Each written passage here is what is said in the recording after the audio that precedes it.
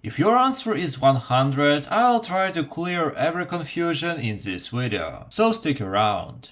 We have this equation and it's pretty easy to make a mistake and subtract here, multiply and get 100. To never make these mistakes ever again, pick one operation at a time. Let's say we have addition. Now find every addition that separates terms. Terms are just smaller equations, numbers, etc. We have a plus here, even though we don't write it. We just add a negative term. Look, subtraction is just an illusion, so we have this term and this term.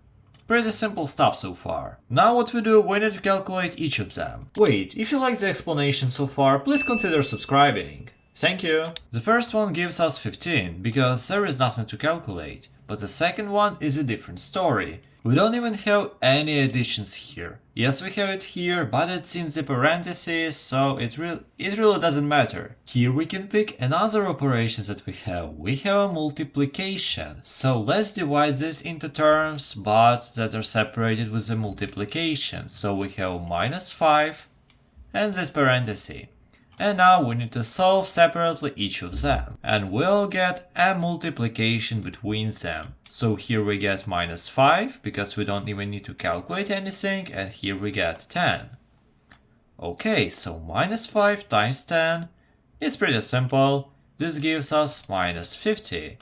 And okay, so now we have 15 and minus 50. So what do we do with them? Remember from the beginning that we separated them with a plus, so all that is left to do is just to add them.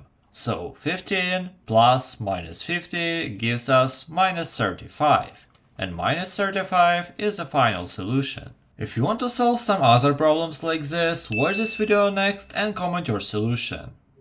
Have a nice day!